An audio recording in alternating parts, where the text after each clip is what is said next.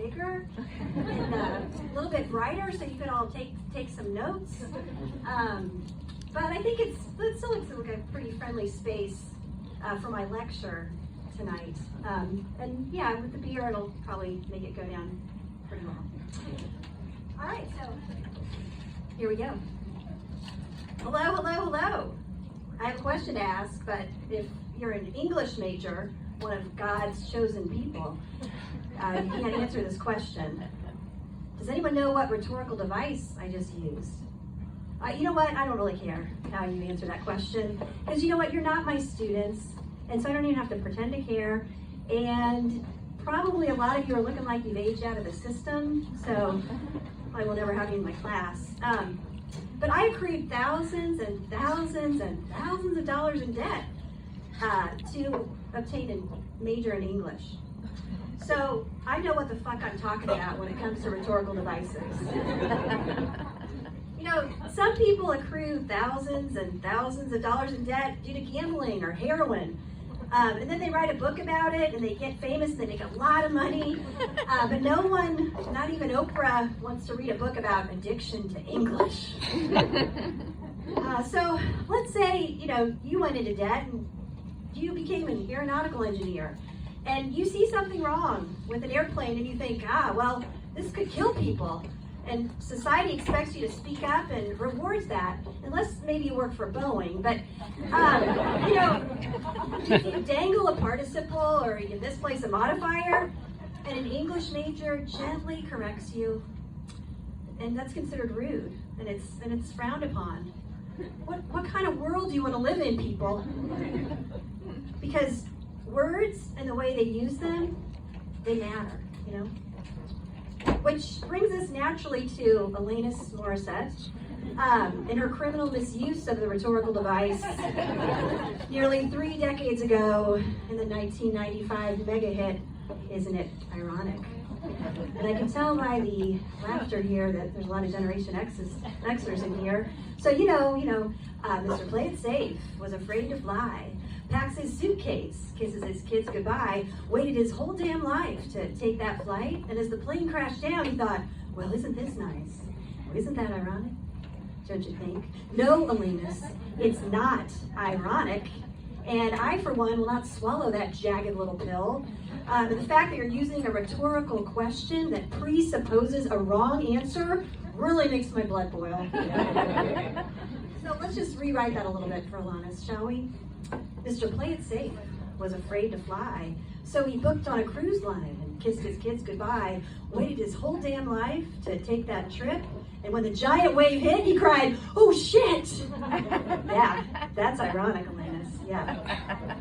So, a traffic jam when you're already late, again, not ironic, that's just a pain in the ass. A no smoking sign on your cigarette break, it's just something we rhetoric experts refer to as juxtaposition. 10,000 spoons when all you need is a knife, ironic? No, that's hyperbole. Meeting the man of my dreams and then meeting his wife, well, it's just sad and pathetic. All right, so let's hear it now. Here's a little ironic. Riding your bike to work to avoid traffic. Then getting a flat so you're late anyway and fired by your boss who's a dick. It's like someone choking to death on a spoon before you can kill him with a knife. It's like meeting the man of my dreams and then meeting my doppelganger who is his wedded wife. Isn't that ironic? Well, yeah, that's ironic. So you might say, Miss McDermott-Sipe, this is all in the past. Just let it go. Move on. Okay, well, I'll give you that, but I'll give you this then. The fact that a song titled Isn't It Ironic is not ironic is ironic. But the shit never ends. I mean, let me give you a very recent example from only a few days ago pertaining to word choice in public signage. I'm especially sensitive to word choice because I teach teenagers. So say we're reading Hemingway and we might come across a sentence where 2 soldiers are marching erect. This means that they are marching forward and standing tall with good posture. Or Or say we're reading Chekhov, there might be women who are keeping abreast of the latest news while walking abreast down the street with their hands in their muffs. This means two politically aware women are walking side by side on a cold, wintry morning in Moscow with their hands in their muffs. Now, to drill down on the offending public display, which I saw in the bathroom of my dentist's office, the small placard placed at eye level near the mirror read, "Free toothbrush, our treat before your treatment. If you feel the need to brush your teeth again before you get treated, our practice team will provide you with a disposable Happy Morning toothbrush impregnated with toothpaste." Impregnated? Really? So you mean if I walked in a few minutes earlier on this happy morning, might I have seen something I would rather have not? I mean, what did that to the toothbrush? Words matter.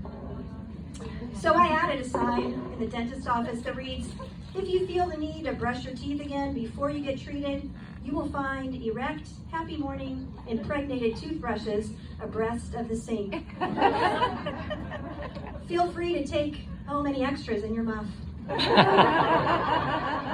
Somehow, placing this sign made my student loan debt just a little bit easier to deal with. Thanks.